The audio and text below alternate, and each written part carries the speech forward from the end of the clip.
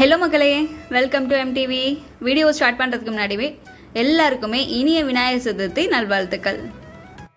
இப்போ நம்ம வீட்டில் பாரம்பரிய முறைப்படி எப்படி விநாயகர் சதுர்த்தி கொண்டாடணும்னு பார்க்கலாம்.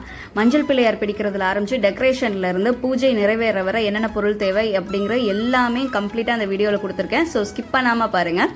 சரி வாங்க, மஞ்சள் பிள்ளையார் எப்படி பண்ணுறதுன்னு பார்த்துக்கலாம். இப்போ பிள்ளையார் செய்கிறதுக்கு 1/2 கப் மஞ்சளும் 1/2 கப் அரிசி மாவும் எடுத்துருக்கோம். எடுத்துகிட்டு கொஞ்சம் கொஞ்சமாக தண்ணி ஊற்றி ஆட் பண்ணிக்கோங்க. கெட்டியான சப்பாத்தி மா கன்சிஸ்டன்சிக்கு வரணும். இதில் எக்ஸ்ட்ரா கோதுமை இதெல்லாம் சேர்க்க சொல்லுவாங்க, அதெல்லாம் சேர்க்காதீங்க. கரைக்கிறதுக்கு கொஞ்சம் டைம் எடுக்கும். இதுனா கரைக்கிறதுக்கு ரொம்ப ஈஸியாக இருக்கும். இப்போ நம்ம சப்பாத்தி மா கன்சிஸ்டன்சிக்கு வச்சாச்சு. பிள்ளையார் செய்கிறதுக்கு முன்னாடி அவருக்கு கீழே ஒரு பிளேட் மாதிரி நம்ம செஞ்சு வைக்கிறோம். பாருங்கள், கொஞ்சம் பிசுறு இல்லாமல் இந்த மாதிரி செஞ்சுக்கோங்க ரவுண்டாக. பிள்ளையார் நம்ம பர்ஃபெக்டாக பெரிய பெரிய டிசைன்ஸில் தான் பண்ணணும்னு இல்லை. நமக்கு முக்கோணமாக மஞ்சளில் பிடிச்சி வச்சாலே பிள்ளையார் அதில் வந்துடுவார். ரொம்பவே எளிமையானவர். இப்போ நம்ம செய்கிறதும் ஒரு ஈஸியான மெத்தட் தான். பாருங்கள், இந்த மாதிரி முக்கோணமாக நம்ம பிடிச்சி வச்சுட்டோம் மேலே.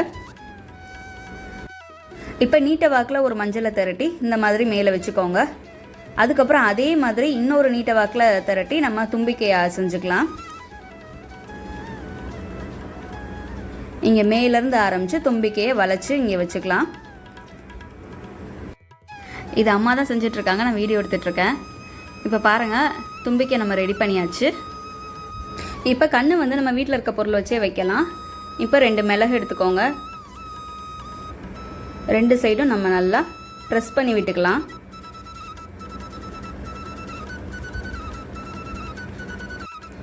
இப்போவே பிள்ளையார் ஆல்மோஸ்ட் ரெடி ஆகிட்டாரு.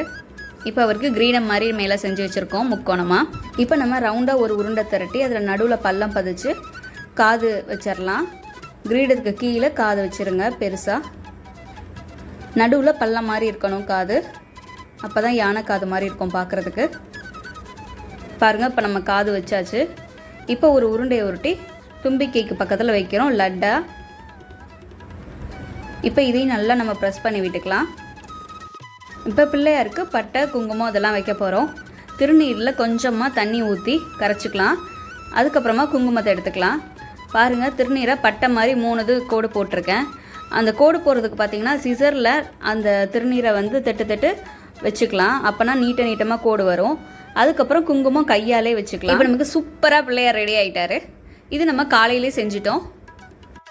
பிள்ளையாரை பூஜைக்கு அப்புறம் எப்படி கரைக்கணுங்கிறத நான் லாஸ்ட்டாக சொல்கிறேன். அடுத்து வாங்க நம்ம கோலம் போட்டுடலாம். கோலம் போடுறதுக்கு பச்சரிசியை கொஞ்சம் நேரம் ஊற வச்சு மிக்சியில் அரைச்சி அதில் லைட்டாக தண்ணி சேர்த்துருக்கேன். அப்போனா கோலம் நம்ம போடுறது திக்காகவும் இருக்கும், பார்க்குறதுக்கு நல்லாவும் இருக்கும். இப்போ நம்ம இதை மணப்பலகை எடுத்திருக்கேன். மணப்பலகையில் நம்ம கோலம் போட்டுக்கலாம். கோலம் போடும்போது பார்த்திங்கன்னா லைட்டாக தான் வரும். அதுக்கப்புறம் அதை கொஞ்சம் நேரம் ஃபேன் காற்றுல காய விட்டுருங்க. காய விட்டதுக்கப்புறம் நல்லா திக்காக இருக்கும் பார்க்குறதுக்கு.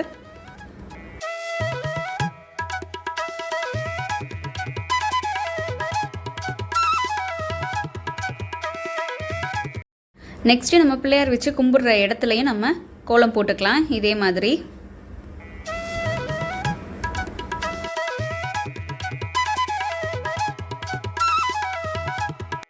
அடுத்து நம்ம பிள்ளையார் படம் எடுத்துக்கலாம்.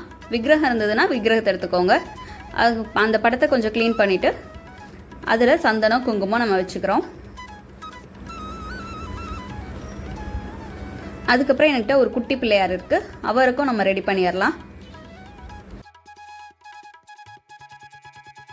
அதுக்கப்புறம் பூஜைக்கு தேவையான பொருளை நான் பக்கத்தில் எடுத்து வச்சுருக்கேன்.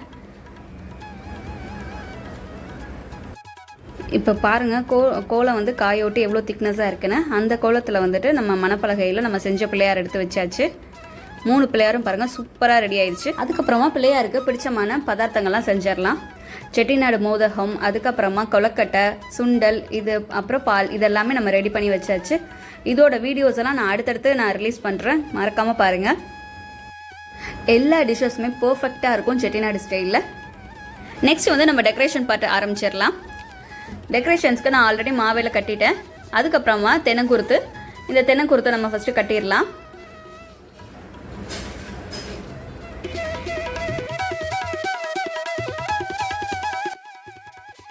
இப்போ நம்ம வீட்டு நிலையில் வச்சாச்சு.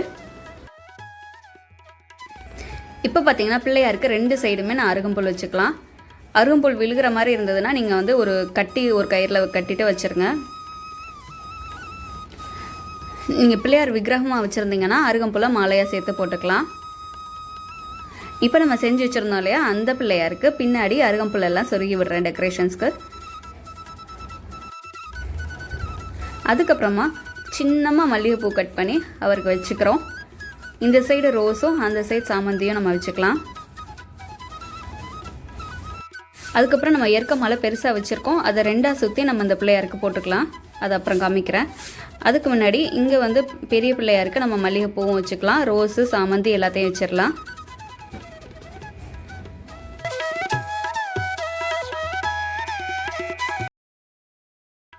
இப்போ பாருங்கள், குட்டி பிள்ளையாருக்கும் நம்ம ரோஸ் வச்சாச்சு. அதுக்கப்புறம் நான் வந்துட்டு ஏற்க மாலையை 2ஆக சுற்றி நம்ம செஞ்ச பிள்ளையாருக்கு போட்டாச்சு.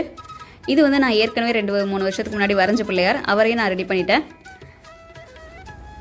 இப்போ ஒரு தாம்பூல பிளேட்டில் நம்ம என்னென்ன பிள்ளையாருக்கு வாங்கி வச்சுருந்தோமோ அதெல்லாம் சேர்த்துக்கலாம். நான் விளாம்பழம், ஒரு வாழைப்பழ சீப்பு, அதுக்கப்புறமா 2 ஆப்பிள், அவலில் வந்து நாட்டு சர்க்கரையை கலந்து வச்சுருக்கேன். கூடவே ஒரு தேங்காயை உடச்சி வச்சுருக்கேன். அதுக்கப்புறமா மாவளையை டெக்கரேஷன்ஸ்க்கு வச்சுருக்கோம், பூவும் டெக்கரேஷன்ஸ்க்கு வச்சுருக்கோம். தனியாக ஒரு பிளேட்டில் வெத்தலைப்பாக்கு வச்சுட்டேன். நம்ம இவ்வளோ ஐட்டம்ஸ் வைக்கலைனாலும் வெத்தலைப்பாக்கு வாழைப்பழம் மட்டும் வச்சாலே போதும். இப்போ நம்ம ஒரு இலையில் தண்ணி தெளித்து நம்ம செஞ்ச பதார்த்தத்தெல்லாம் வச்சிடலாம்.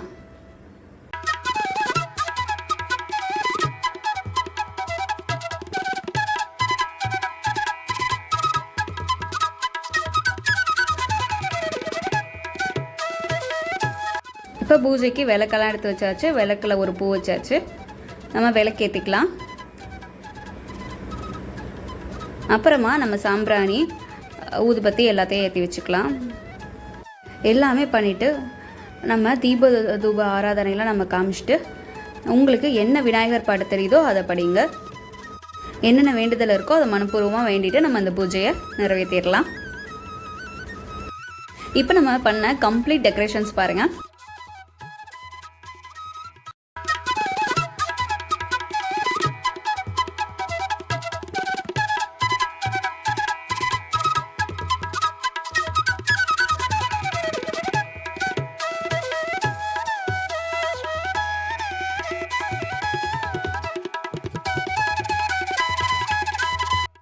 இப்போ விநாயகரை நம்ம 3 நாளைக்காவது மினிமம் வீட்டில் வச்சு பூஜை பண்ணோம். 3 நாள், 5 நாள், 7 நாள் இந்த மாதிரி வச்சு பூஜை பண்ணிட்டு தான் நம்ம கரைக்க ஸ்டார்ட் பண்ணணும்.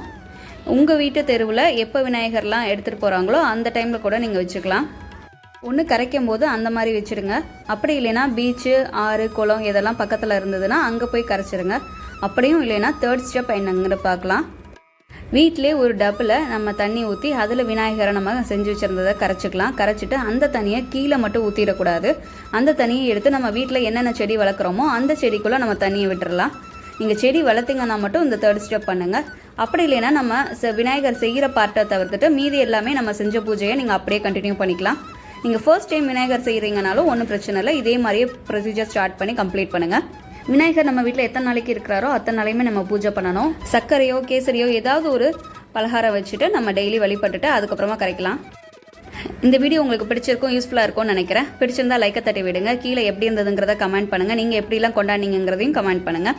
அதுக்கப்புறமா மினிடூர் விளாக்ஸ் சேனலை நீங்கள் சப்ஸ்கிரைப் பண்ணலைன்னா சப்ஸ்கிரைப் பண்ணிட்டு கீழே இருக்க பெல் ஐக்கானை தட்டி விடுங்க. அப்போ தான் நம்ம போகிற எல்லா வீடியோஸும் டான் வந்து சேரும்.